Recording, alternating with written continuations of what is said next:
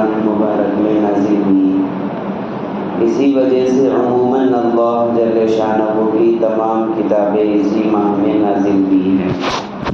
چنانچہ قرآن پاک لوح محفوظ سے آسمان دنیا پر تمام کا تمام اسی مہینے میں نازل ہوا، اور وہاں سے حسب موقع تھوڑا تھوڑا 23 سال کے عرصے میں نازل ہوا۔ اس کے علاوہ حضرت ابراہیم علی نبینا علیہ السلام کے صحیفے اسی ماہ کی یکم یا 3 تاریخ کو عطا ہوئی، اور حضرت داؤد علیہ السلام کو زبور 18 یا 12 رمضان کو ملی، اور حضرت موسیٰ علیہ السلام کو توریت 6 رمضان المبارک کو عطا ہوئی، اور حضرت عیسیٰ علیہ السلام کو انجیل 12 یا 13 رمضان المبارک کو ملی، جس سے معلوم ہوتا ہے کہ اس ماہ کو کلام الہی کے ساتھ خاص مناسبت ہے۔ اسی وجہ سے تلاوت کی کثرت اس مہینے میں منقول ہے اور مشائخ کا معمول۔ حضرت جبرائیل علیہ السلام ہر سال رمضان میں تمام قرآن شریف نبی کریم صلی اللہ علیہ وسلم کو سناتے تھے، اور بعض روایات میں آیا ہے کہ نبی کریم صلی اللہ علیہ وسلم سے سنتے تھے۔ علماء نے ان دونوں حدیثوں کی ملانے سے قرآن پاک کے دور کرنے کا جو عام طور سے رائج ہے استحباب نکالا ہے۔ بالجملہ تلاوت کا خاص اہتمام جتنا بھی ممکن ہو سکے کرے، اور جو وقت تلاوت سے بچے اس کو بھی ضائع کرنا مناسب نہیں۔ نبی کریم صلی اللہ علیہ وسلم نے اسی حدیث کے آخر میں 4 چیزوں کی طرف خاص طور سے متوجہ فرمایا، اور اس مہینے میں اس کی کثرت کا حکم فرمایا: کلمہ طیبہ اور استغفار، اور جنت کے حصول اور دوزخ سے بچنے کی دعا۔ اس لیے جتنا بھی وقت مل سکے ان چیزوں میں صرف کرنا سعادت سمجھیں، اور یہی نبی کریم صلی اللہ علیہ وسلم کے ارشاد مبارک کی قدر ہے۔ کیا دقت ہے کہ اپنی دنیاوی کاروبار میں مشغول رہتے ہوئے زبان سے درود شریف یا کلمہ طیبہ کا بھی ورد ہے، اور کل کو یہ کہنے کا منہ باقی رہے۔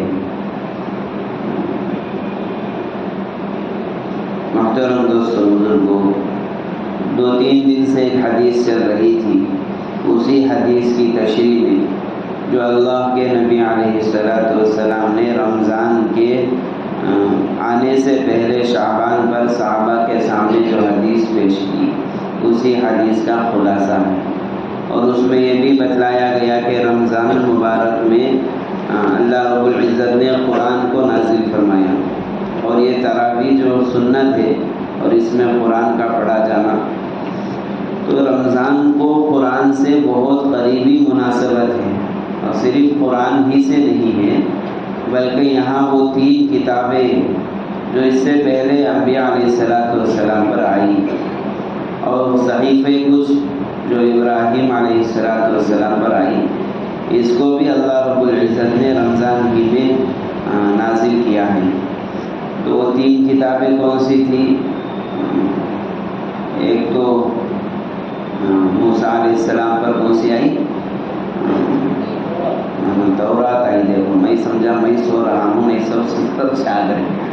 موسیٰ علیہ السلام پر تورات آئی، وہ بھی رمضان میں آئی، اور انجیل کس پہ آئی؟ عیسیٰ علیہ السلام پر آئی، تو وہ بھی رمضان میں آئی۔ اور زبور کس کو ملی؟ سلیمان علیہ السلام کو نہیں۔ ایسا پوچھتے رہے تو معلوم رہتا کتنے لوگ جگتے ہیں، کتنے لوگ۔ داؤد علیہ السلام کو کیا ملی؟ زبور ملی۔ تو زبور بھی، تورات بھی، انجیل بھی، اور ابراہیم علیہ السلام کے صحیفے بھی، ان سب کو اللہ تعالیٰ نے رمضان میں نازل کیا ہے۔ اور قرآن مجید جو ہے وہ ایک بار کی اللہ تعالیٰ نے رمضان میں نازل کیا۔ 6660 پر 6 آیتیں جبرائیل امین کے ذریعے لوح محفوظ سے اللہ نے اسے نکال کر آسمان دنیا تک کو رمضان میں بھیجا ہے۔ اب آسمان دنیا پر آنے کے بعد موقع بموقع محمد الرسول اللہ صلی اللہ علیہ وسلم کی 23 سالہ زندگی میں آتا رہا۔ کتنے سالہ زندگی؟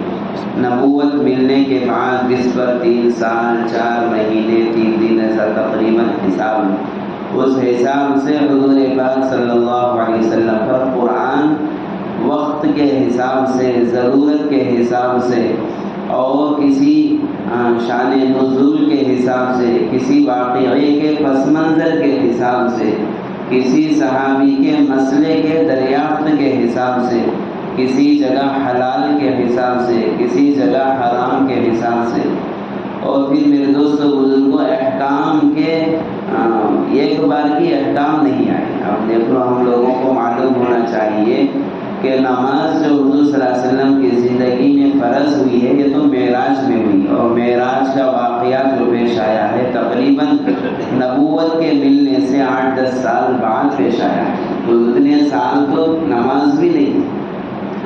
اور اس کے علاوہ بہت سارے مسائل، جو رمضان ہے یہ تو مکے کی زندگی میں تو رمضان نہیں آیا، تو اس کا مطلب یہ ہے کہ 13 سال یوں ہی نکل گئے، روزے فرض ہونے کے لیے 13 سال نکل گئے۔